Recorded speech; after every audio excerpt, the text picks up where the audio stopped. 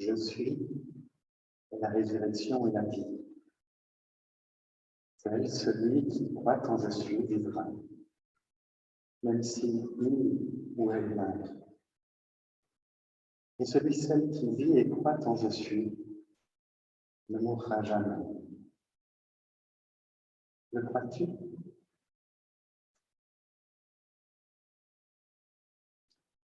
L'éternité cachée. Peut-être que c'est ce titre qui vous a mis en route ce matin pour suivre cette heure de ciel, ou peut-être que c'est simplement un élan, une envie de vous relier à la source, le désir aussi de prendre du temps pour vous, simplement. Nous sommes là, nous sommes venus pour ce temps à l'écart, un temps pour goûter à la présence. Dans ce temps de début novembre, où traditionnellement nous nous approchons de la réalité et du mystère de la mort, qui à la fois nous fascine et peut-être nous fait peur, j'avais envie de reprendre avec vous ces questions qui sont si souvent posées de la mort, de l'au-delà de la mort, de l'éternité. Qu'est-ce qu'il y a derrière ces mots? Quelle place est-ce qu'ils prennent dans nos vies? Et quelles émotions aussi est-ce que ça fait monter en nous? Quels ressentis quand on les évoque? Peut-on peut-être trouver aussi un chemin plus détendu, un rapport plus détendu avec le mystère de la mort et aussi avec toutes les séparations, toutes les ruptures de liens que nous vivons? Peut-être aussi avoir un rapport plus détendu avec la mort à nous-mêmes, à certaines parts peut-être de notre ego. C'est donc ce thème sensible que je vous invite à explorer aujourd'hui, avec, j'espère, beaucoup de délicatesse. Et puis, comme d'habitude, je vous invite à vivre ce temps comme une expérience en soi, comme quelque chose qui vient aussi faire écho au-dedans de vous, dans votre esprit, mais aussi dans votre corps. Et peut-être que l'important, c'est pas de tout comprendre avec la tête, mais plutôt d'être attentive à ce qui se passe à l'intérieur. Comment ça vibre, comment ça fait écho, comment je me laisse guider aussi vers le vivant en moi. Donc il y aura des mots comme maintenant, mais ce sont des mots qui, comme toujours, essaient de dire quelque chose, balbutient à partir d'éléments que j'ai moi-même perçus, pour essayer de donner quelques balises, quelques repères. Et puis vous ajouterez les vôtres, vos mots à vous, en espérant qu'ils puissent aussi venir enrichir notre réflexion commune. Mais toujours se rappeler qu'au fond, c'est le ressenti qui est important. Donc, de parler aussi à partir de ses propres expériences. Voilà. Et donc, si la musique ne se diffuse pas, on va l'improviser. Et je vous invite à chanter. Laissez l'Éternel respirer dans le temps.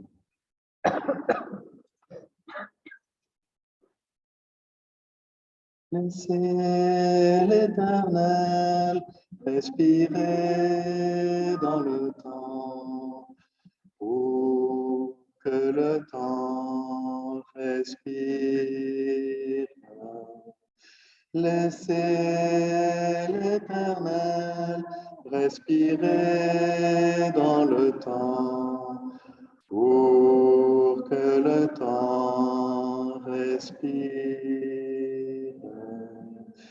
Laissez l'Éternel respirer dans le temps, pour que le temps respire.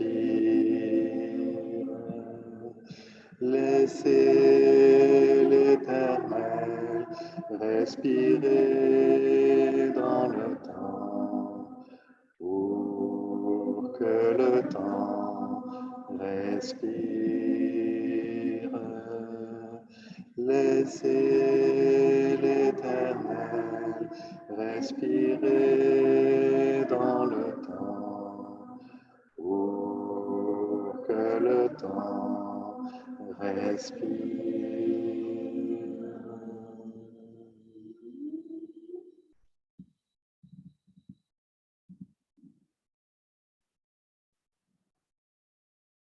Je vous invite à rentrer maintenant dans un temps de méditation.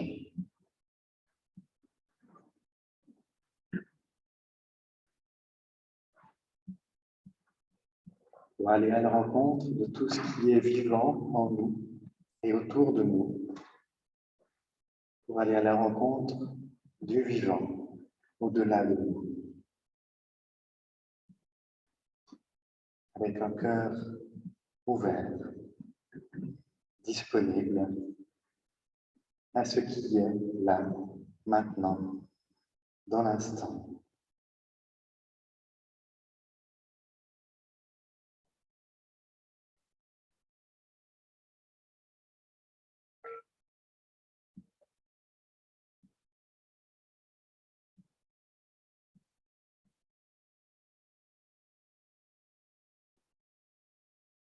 Et je vous propose aujourd'hui de méditer en nous rendant présentes les uns aux autres. C'est-à-dire en nous rendant présents aux personnes qui sont là, autour de nous, ici dans ce lieu. Ou bien, si vous êtes chez vous, à la présence de celles et ceux qui seraient à côté de vous, ou alors celles et ceux qui sont dans votre immeuble ou dans votre quartier, dans votre proximité.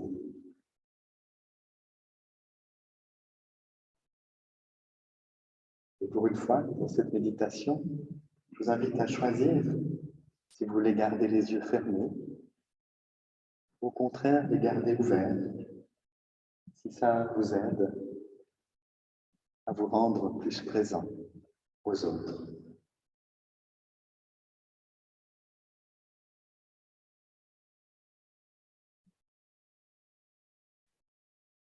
Autour de moi, autour de nous, il y a d'autres êtres, d'autres personnes qui vivent, qui respirent en ce moment.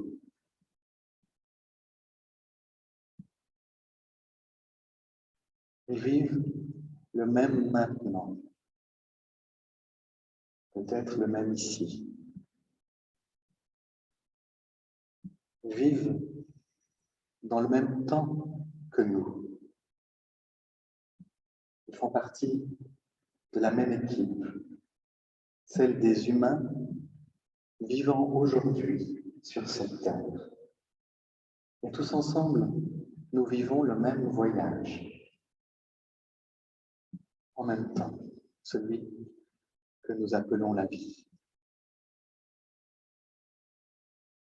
Et déjà pour cela, nous pouvons nous sentir proches et avoir de la reconnaissance pour cette équipe que nous formons ensemble.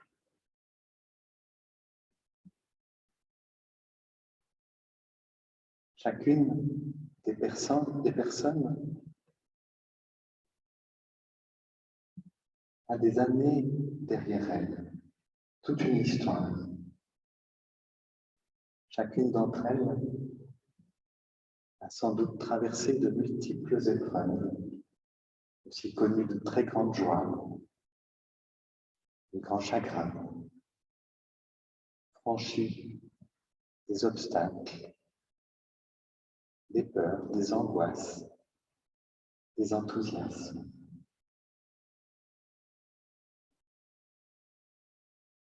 Que d'aventures dans nos vies.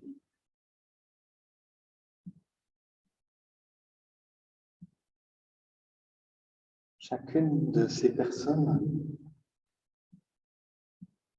est en train d'apprendre, de faire des efforts pour chercher la vie,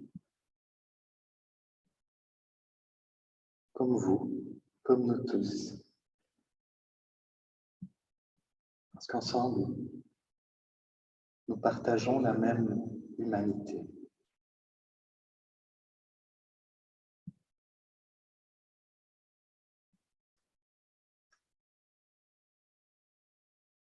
Et si ces personnes sont là, aujourd'hui, en vie, c'est parce qu'elles ont choisi la vie, encore et encore. Ça n'a peut-être pas toujours été facile de le faire, mais peut-être que cela ne l'est toujours pas. Mais il y a une part d'elle qui a choisi la vie et qui continue de la choisir. Et cette part n'a pas eu peur d'aimer le cadeau de la vie.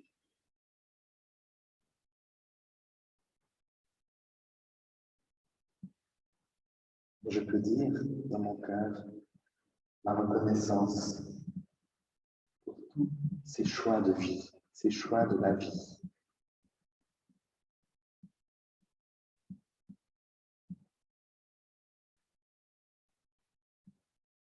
Et puis chacune de ces personnes est porteuse d'un mystère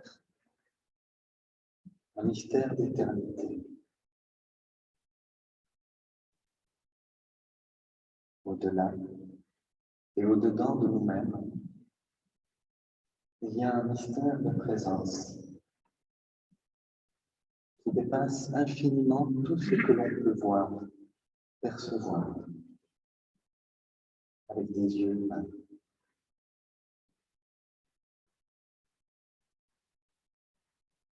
Nous pouvons avoir de la gratitude pour la présence de l'infini en chacun, chacune.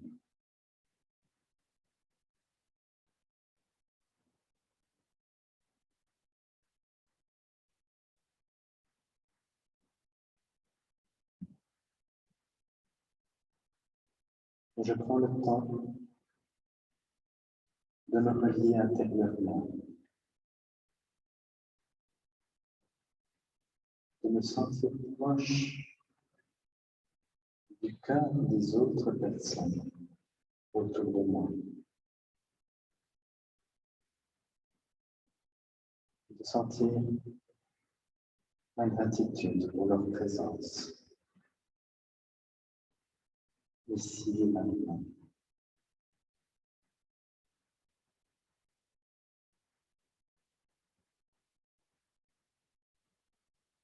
Je prends aussi le temps de me relier aux personnes qui sont absentes, qui sont loin de moi,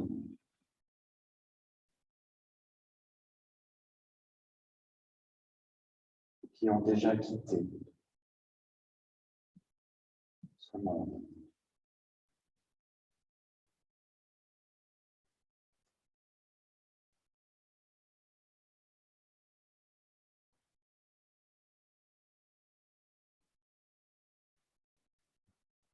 Je reste en présence, par le cœur, dans le silence.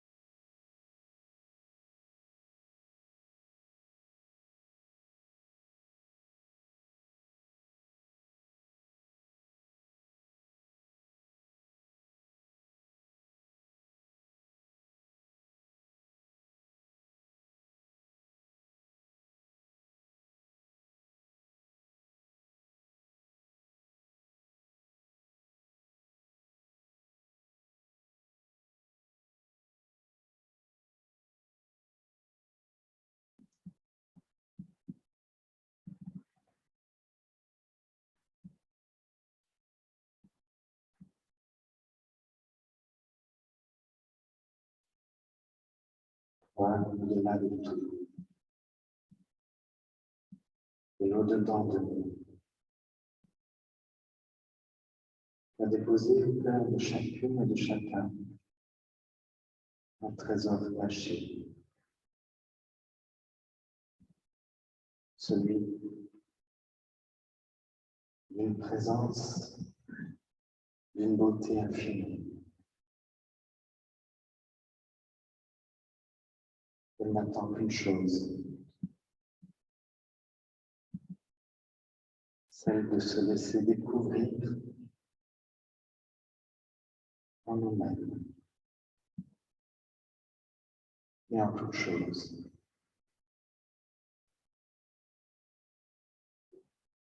Ouvre nos yeux, nos cœurs, à ton infinie présence en chacun, en chacun. Amen.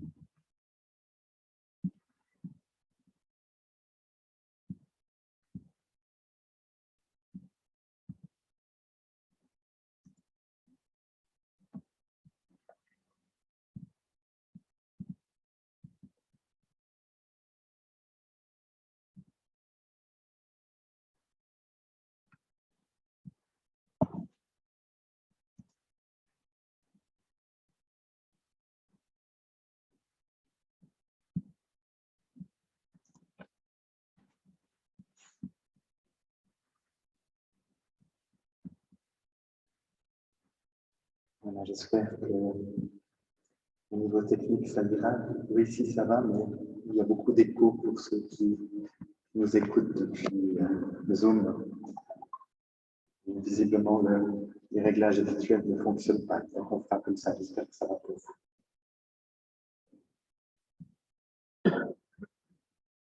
L'éternité cachée. Au fond, la question, une des questions qu'on se pose souvent, c'est y a-t-il une vie après la mort? Je suis toujours étonné qu'on ne pose pas beaucoup l'autre question. Y a-t-il une vie avant la naissance? Est-ce que la vie avec un grand V ne commencerait-elle pas avant notre naissance? Je crois que Jésus l'évoque en utilisant des mots de son époque. Avant qu'Abraham fût, je suis, dit-il. Le je suis de notre identité profonde serait donc là avant toute chose, avant le temps, avant l'espace. Il serait encore là après la fin de toutes les choses connues. Bon, il n'en demeure pas moins que nous sommes là, dans ce temps, ici et maintenant, et que nous sentons bien qu'il y a des choses qui commencent et d'autres qui finissent. Et ce n'est pas toujours très agréable de les voir se finir. La mort, notre propre mort même, peut nous faire peur. C'est-à-dire que notre ego en a peur. C'est même sa plus grande peur, disparaître. Alors est-ce qu'on peut s'offrir à nous-mêmes, s'offrir à notre ego des éléments pour le rassurer, aussi pour accueillir sa peur, pour lui permettre d'entrer dans un rapport plus détendu avec la mort, même de l'ego lui-même. Je vous invite à reprendre ces questions de la vie et de la mort depuis leur commencement, c'est-à-dire dans leur principe. Et ce que je vais vous dire maintenant, c'est pas seulement des mots ou une représentation ou une théorie, c'est quelque chose qui s'ancre dans une expérience que j'ai vécue il y a quelques années, dans un temps où j'ai vu la mort s'approcher de très près. Et puis, dans ces paroles, vous reconnaîtrez aussi peut-être en filigrane un des grands textes de la Bible que nous utilisons beaucoup ici à la Maison des Cieux. Alors voilà, au principe de toute chose, à l'origine de la réalité de notre monde, avant même que nous ne prenions forme humaine, il y a la vie, l'information créatrice. Elle est non née et elle existe en tant que telle, sans forme. Cette vie est en Dieu, elle est Dieu. Il y a là déjà tout, toute réalité, toute histoire. Le néant lui-même n'existe pas. Rien n'existe en dehors de cette vie. Et c'est comme une lumière vive, celle du je suis éternel. Et nous venons tous de cette lumière de vie éternelle. Pour un temps donné, nous avons pris chair, forme, gravité à partir d'elle.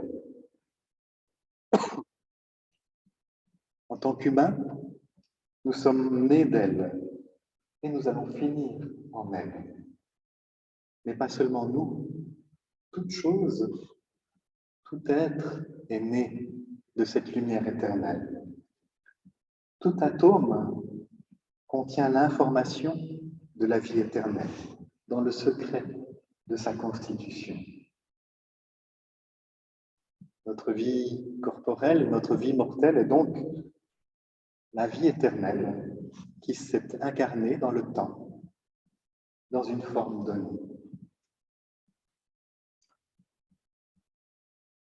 Alors, bien souvent, dans ce temps que nous vivons sur Terre, nous oublions cette lumière, nous oublions le je suis de notre origine, le principe qui nous fait vivre. Et c'est comme si nos yeux étaient devenus aveugles, nos oreilles sourdes, notre cœur amnésique. Nous vivons dans des ténèbres et nous avons oublié à quoi pouvait ressembler la lumière. Et c'est troublant de le penser. Il nous faut parfois une vie pour retrouver, pour ressentir à nouveau nos origines de lumière.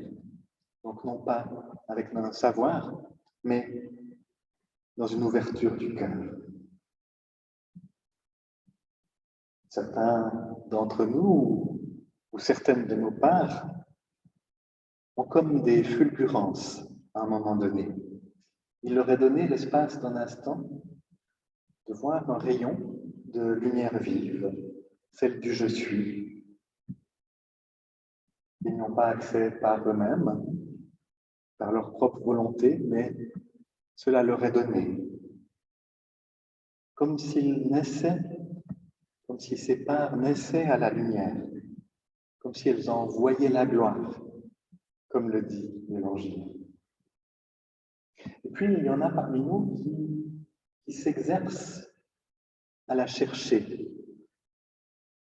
à la voir en chaque être, quelque chose de cette pureté originelle, quelque chose de cette lumière. Donc, c'est vrai que ce n'est pas toujours facile à voir. Et l'éternel, l'éternité est un peu captive dans ce monde, cachée derrière des masques de banalité, des masques de tristesse. Et c'est en ce sens-là que je parle d'éternité cachée. Donc, avec une fleur ou avec un arbre, c'est peut-être un peu plus facile de revoir cette lumière. Surtout quand les arbres nous offrent comme maintenant toute la lumière qu'ils ont emmagasinée durant l'été. Christian Bobin dit que pour voir l'éternel en tout être, il faut l'en arracher. Donc c'est un travail, c'est un effort, un combat même. Il dit qu'il faut avoir quelque chose de guerrier, contempler tout en étant guerrier. devenir un guerrier contemplatif. Puis ensuite, on peut devenir les témoins de cette lumière pour les autres par en nous, qui n'y ont pas encore accès.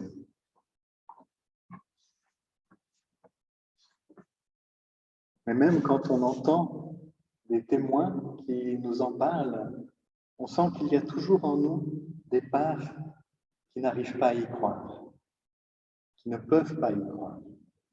Et ça, c'est troublant. Et du coup, c'est peut-être pas étonnant qu'on continue à véhiculer en nous, on continue à entendre des croyances, des dogmes sur la mort et sur l'après-mort, dont on n'arrive peut-être pas à se débarrasser. Comme le fait que la vie éternelle, c'est pour l'après-mort, c'est pour l'après de la mort. Pourtant, encore une fois, rien dans cette vie n'est en dehors de cette lumière vive de l'éternité. Le monde existe par elle, pour un temps, dans un espace limité. Et toute personne, je crois, est appelée à reconnaître la présence de la vie éternelle en elle. En d'autres termes, on pourrait dire que la vie éternelle n'est pas à chercher quelque part dans le temps, mais dans l'instant. Je suis renaît en moi de seconde en seconde, dans l'espace entre deux pensées. Quand je suis d'accord de mourir à l'instant d'avant.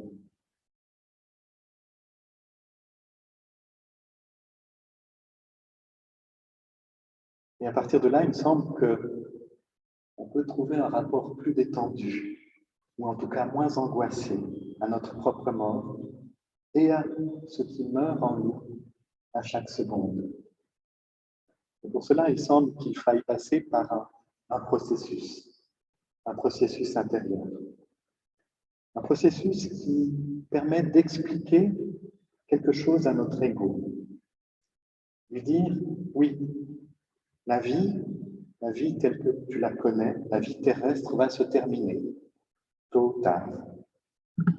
La nôtre comme celle de ceux et celles que nous aimons. Et c'est triste. Mais ça ne veut pas dire que la vie avec un grand V, que la Bible appelle la vie éternelle, est terminée. Et ce processus est magnifiquement décrit dans les évangiles. Vous connaissez peut-être l'histoire de la mort et de la réanimation de Lazare de Béthanie, le frère de Marthe et Marie. C'est aussi un ami très cher de Jésus. Donc un jour, Lazare tombe gravement malade et on vient en informer Jésus. Et on le prie de venir à son chevet. Mais Jésus est loin. Et en plus, il traîne là où il est. Il traîne 2 jours entiers. Comme s'il avait besoin de prendre la mesure de ce que cela lui fait à lui. Lazare, c'est une part de lui-même, une part qu'il aime beaucoup. Et il a besoin de temps pour réaliser qu'elle va mal, qu'elle va très mal. Mais peut-être aussi parce qu'il sait, par son je suis, que la mort n'est pas la fin du tout. Et donc, il finit par se décider à rejoindre Béthanie. Et à son arrivée, Jésus apprend que Lazare est déjà mort. Il plonge son cœur et celui de Marthe dans le je suis d'éternité. Il dit à sa part, Marthe, Rappelle-toi, ton cœur, c'est-à-dire ton ego profond, n'a pas besoin de se troubler. Je suis est la résurrection et la vie. Celui qui croit en je suis vivra, même s'il meurt. Et celui qui vit et croit en je suis ne mourra jamais. Crois-tu cela?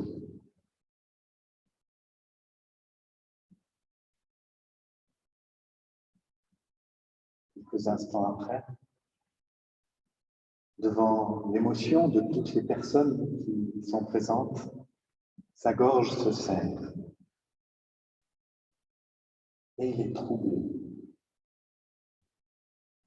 Comme à chaque fois qu'il se laisse gagner par son humanité. Jésus pleure. Il laisse son humanité pleurer. Je trouve ça très touchant, parce qu'au fond, il accueille la part en lui qui est triste. Parfois, on pense que c'est ou. Soit on pleure, et alors on est tout entier dans son chagrin, soit on croit à la vie éternelle, et à ce moment-là, il n'y a plus à avoir de chagrin. Jésus ose le et ou le en même temps. Il pleure en se laissant accueillir dans ce lieu du je suis d'éternité, qui est capable d'accueillir toutes les émotions et de nous accompagner pour laisser mourir en nous toutes nos illusions, toutes nos représentations, tous nos repères.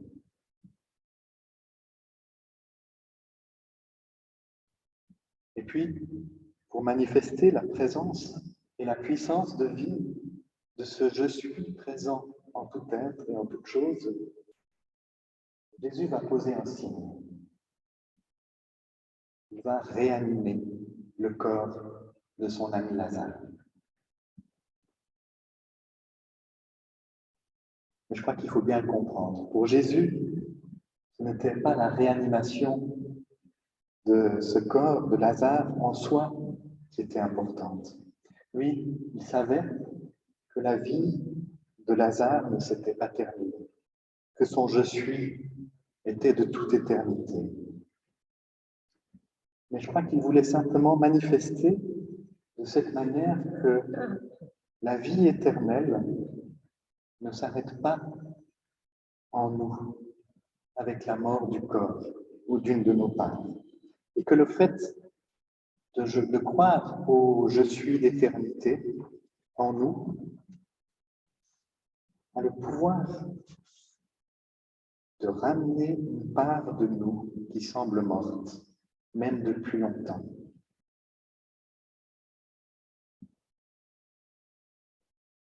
Ramener une part de nous qui semble morte, même depuis longtemps. Ça veut aussi dire qu'au fond, la vie terrestre que nous vivons ici, elle n'est pas sans fondement, sans valeur. Au contraire, elle vaut la peine d'être vécue dans toutes ses dimensions.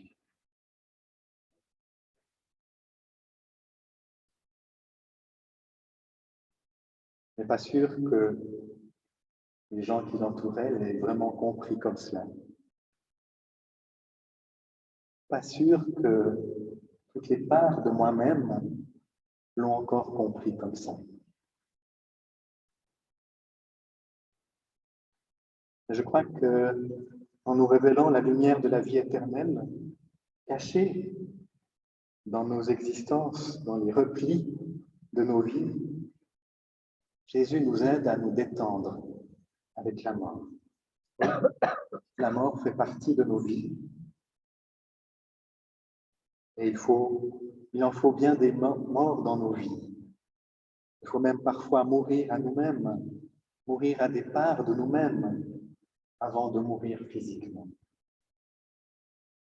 Et j'ose le dire, c'est pas grave. Parce que nous portons le je suis de la vie éternelle au plus profond de nous.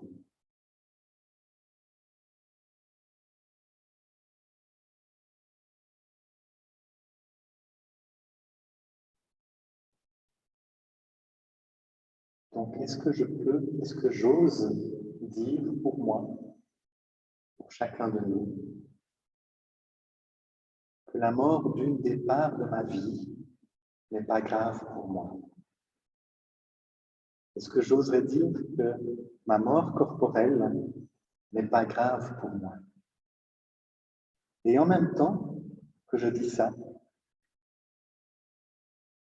chanter la vie, chanter cette vie parce qu'elle est belle et parce qu'elle vaut la peine d'être vécue.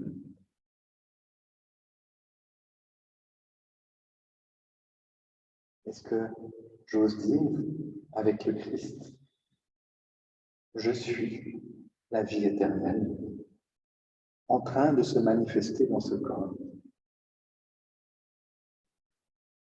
Est-ce que j'ose affirmer que même si mon corps va disparaître à un moment, la vie que je suis ne va pas disparaître?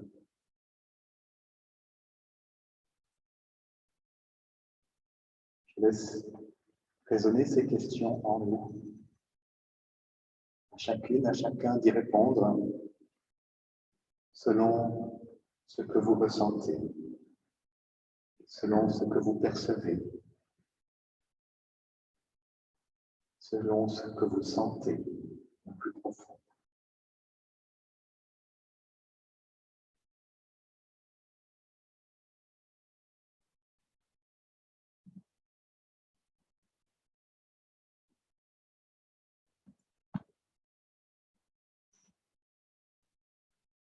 Voilà, maintenant est venu le moment de l'échange,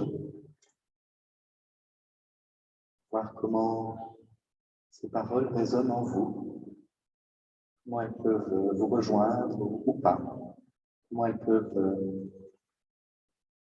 enrichir quelque chose de votre vie intérieure ou pas. Où est-ce que ça résiste? Et comme à chaque fois, pour que cette parole puisse être libre, je vais arrêter l'enregistrement et prendre congé de ceux qui me regarderaient plus tard.